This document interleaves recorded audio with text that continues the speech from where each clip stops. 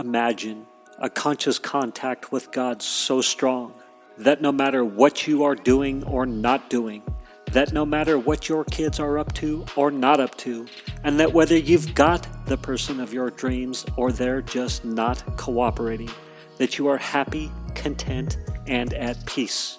A space where everyone else's thoughts, attitudes, and actions are beautiful and exactly as they are supposed to be. Well, this is the space where I like to play. My name is Mischa Z, and this is today's Bitch Slap.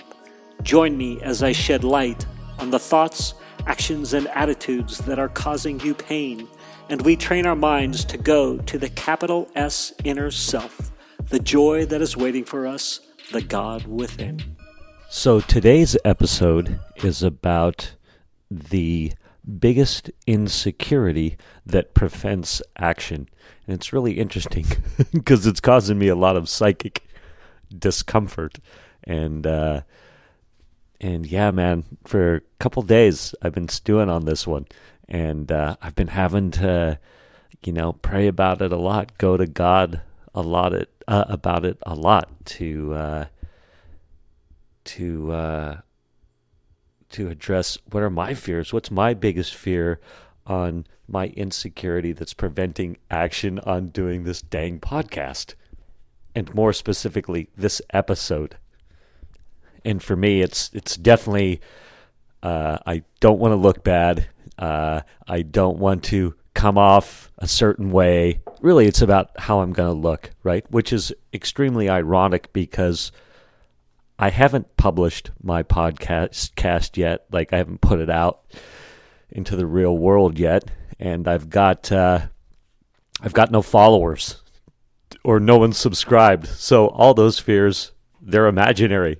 But I suppose, once I do publish my podcast, because I do have the name, I do have the artwork, I'm trying to complete my first 6 episodes, and then I will publish them. So the idea is that if somebody likes one of the episodes, they have a few more to listen to and look at.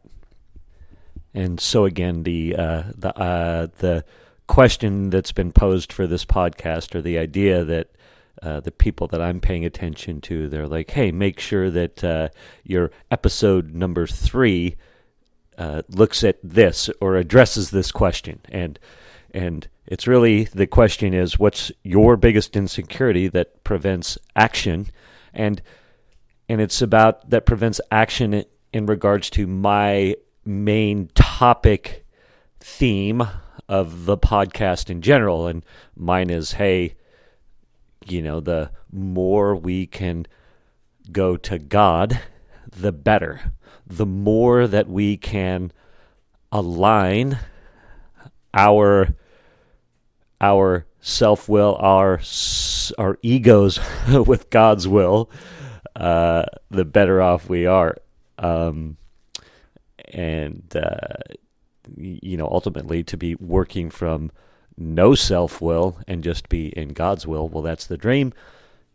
And we're humans, so we've got brains and all sorts of emotions and feelings that flow through, so that can make that super hard some days, it feels like. So, plowing forward, if the solution is, and I believe it is in everything, is to align my will with God's will, then I will be happy, joyous, and free. I will have complete peace in the moment, and I will let go of outcomes. And of course, per usual, oftentimes that's easier said than done. Sometimes to find that alignment, I've had to do weeks worth of heavy lifting. But anyway, that which can be a great fear. That is one of the fears. So what is one of the fears that could be, that would keep somebody from doing the required centering tactics, with the overall strategy being get to God, align with God. So anyway, boy, this could be a lot of work. That could be one. What are some other ones that I was thinking about? Man, I'm not going to like the outcome, right? I have an inability oftentimes to let go of the outcomes, right? So the outcome won't be what I want it to be. That could be one, right? So if I let go of this situation and I really try and align with God's will, well, the answer won't be what I want it to be, and I'm unwilling to do that. That can be it sometimes, which is kind of like saying, if I just quit my job, well, then I might not get a job that pays me more money, right? And so, better to hang with the devil I don't know than go ahead and take the leap of faith and trust that I'll be okay no matter what. So I might be worried about the loss of what I have. So that's a good way to say it. Or the inverse of that, it might be a fear of that I won't get what I want, right? So if I take this, what I believe is God-centered action, or just the fear of aligning with with the old higher source. It's so funny talking about this stuff. If I align with the higher source, if I align with God, then I'm not going to get the riches I so want, right? Like how many times has that been the driving force? I'm not going to get the money that's going to satisfy my ego. So huge of it's all about, satisfying the old ego. And I heard a great definition of the ego. What is the ego? The ego is how we think about ourselves. And I like to think about the how piece is not like, am I thinking about myself good or bad?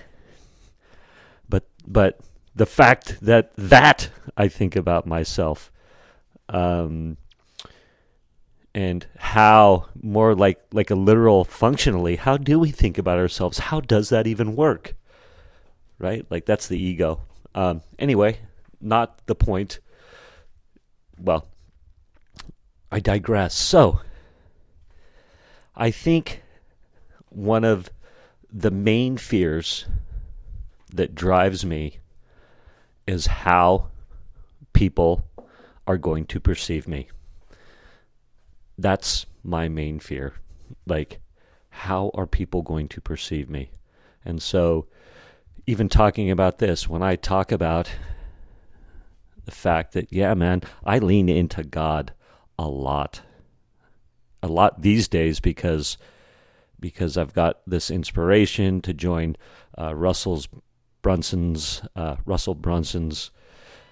2 Comma Club coaching program. It's a year commitment. It's awesome, but it stretches me. This has been an awesome stretch, and I'm just a month or two into it, and it's before the 2CCX, I had what could be perceived as a very simple life, and now in that it was hold space for my boys. It's really all I had to do. Hold space for my boys. Just be available for my kids. And I always had this intuition that as my kids got older, so my 19-year-old moved out,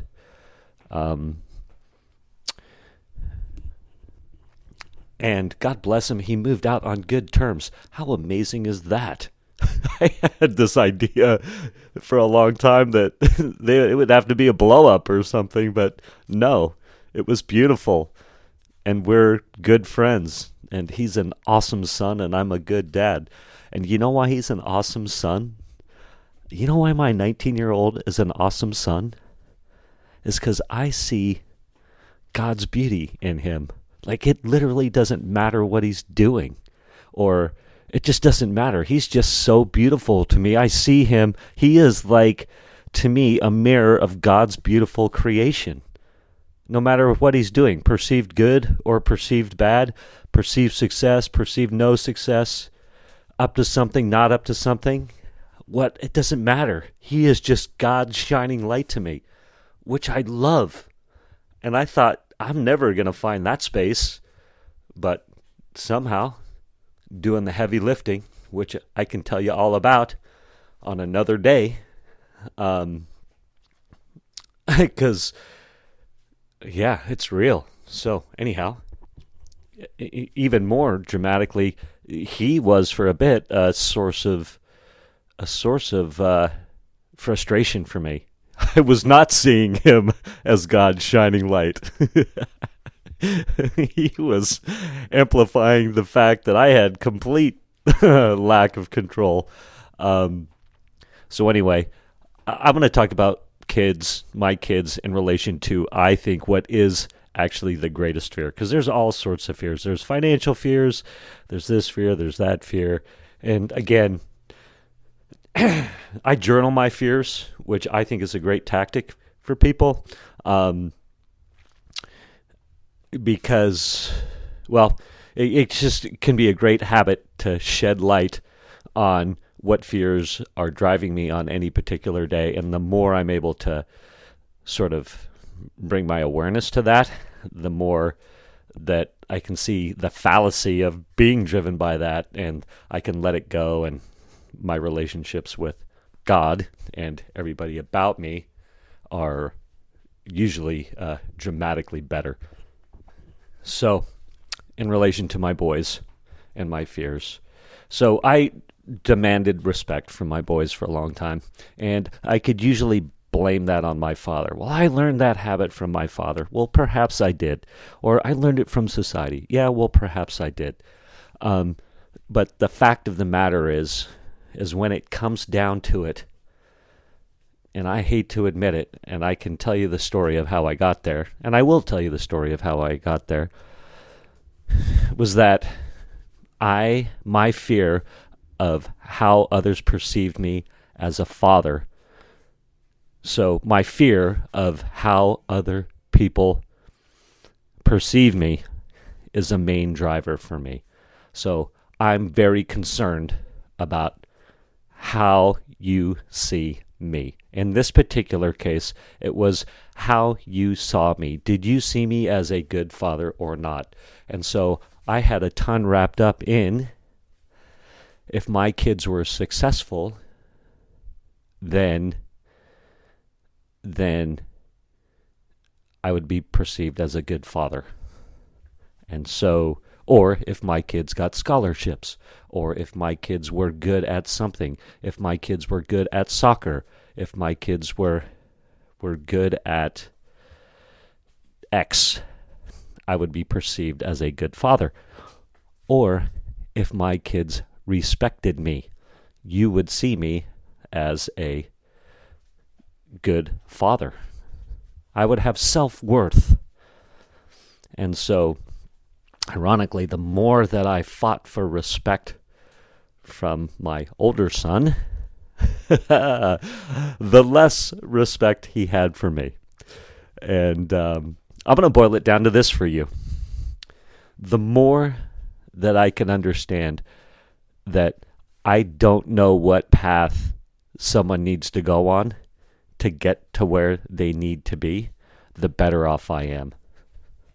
The more that I can understand, I don't know what experiences people need to have in life to get to where they need to go, to learn what they need to learn, that God's got a plan for them.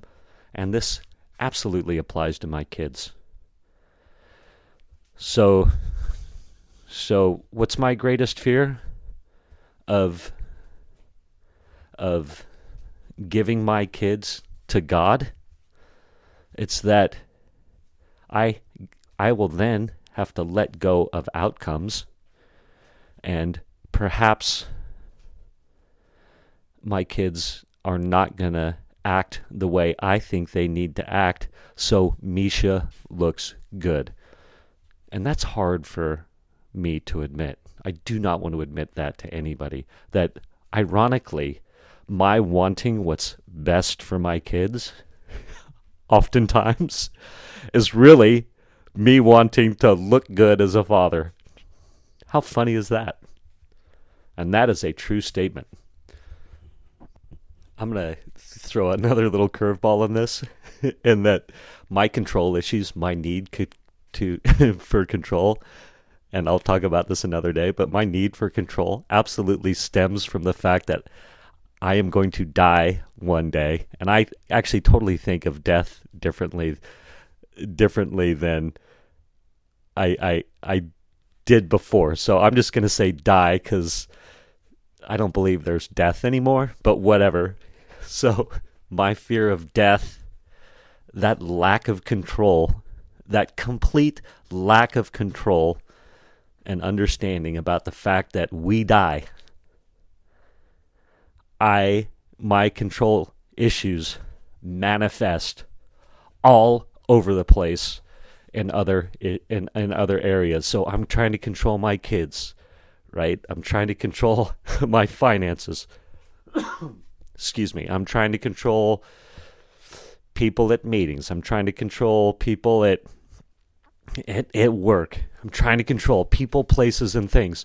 And usually it might not even be an active manifestation of that, or said a different way, or more simply put, like, I'm not literally trying to control you, but I'm doing it in my mind.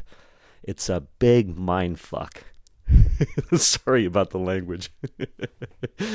Well, let me circle back around to then we get the bitch slap from God, right? We get the bitch slap. Hey, let me help you find peace. And sometimes, again, that fight can be real. So, I love the start and stop button on my little recording device because I got to stop and start to gather my thoughts. Anyway, I just re-hit start. And so my son, Waylon, God bless Waylon. He is just such another beautiful, beautiful soul. Anyway, Waylon and Cooper. So I just, for a long time, was like, you've got to, like, they have to be good at a team sport, or they got to be good at something. God, I had this need for them to be good at something so they could get the scholarship, so there was some financial fears in there, of course, right? Because scholarships are great because then they save Mischa money, right? So there's a self-centered fear for you, or an egoic fear, or an egoic want and desire. And I also want to look good as a parent. So as a parent, when you've got young kids, what inevitably happens is people come up and they say, what do your kids do? How are your kids? And I always take that. This is the way I take it. This is me, not them. I project that out onto the world as how good are your kids doing at sports, at school, at whatever. So man, I had my boys in swimming for like 5 or 6 years. And I'm like, they'll learn to like it. That's how I justified it. They'll learn to like it. They'll learn to like it. And somehow Cooper got out of it. But Waylon was the ultimate manifestation of this. So it's been 5 or 6 years. I've had him in swimming classes. And you know, I'm trying to get him involved in swim team and all this stuff. And you know, really, it's so when someone says, how's your kid doing? I can say, oh, my kid's great. He's on swim team. He's the national champion, or whatever it is. And Waylon's super strong physically, and he's got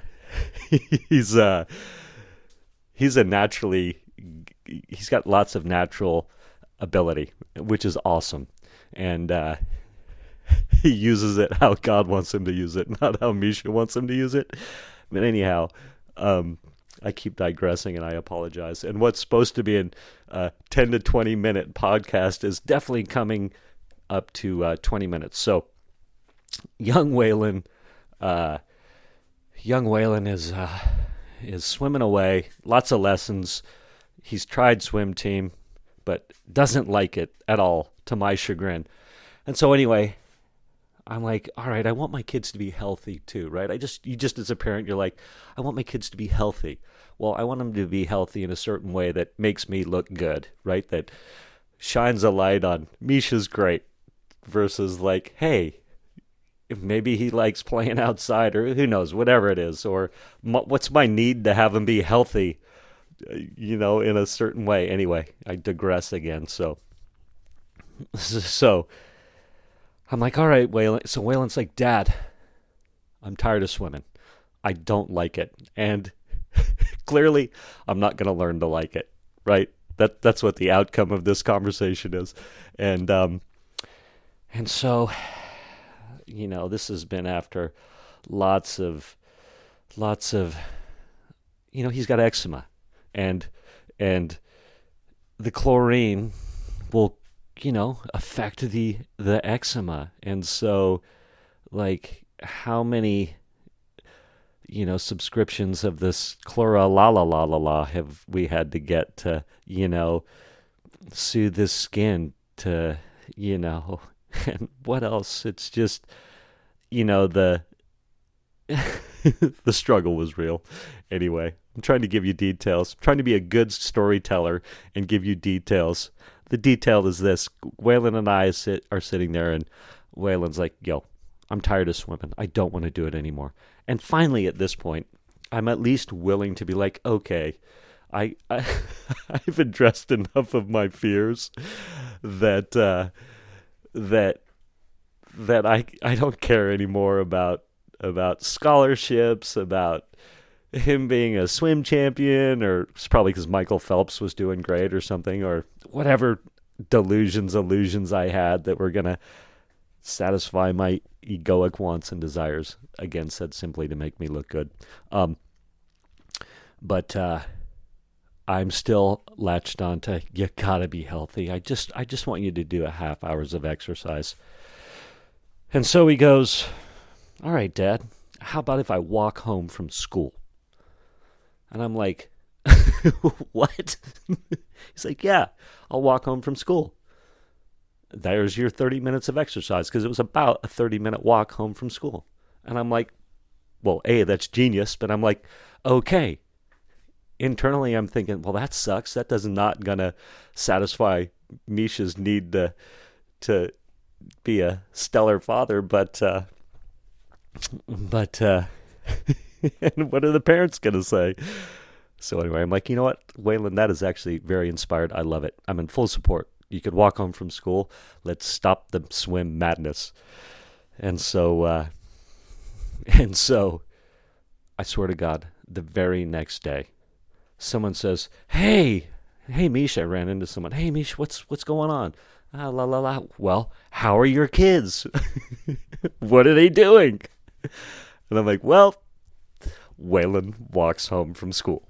And it was beautiful. It was a beautiful moment. That person and I laughed. I told him the story, and you know what?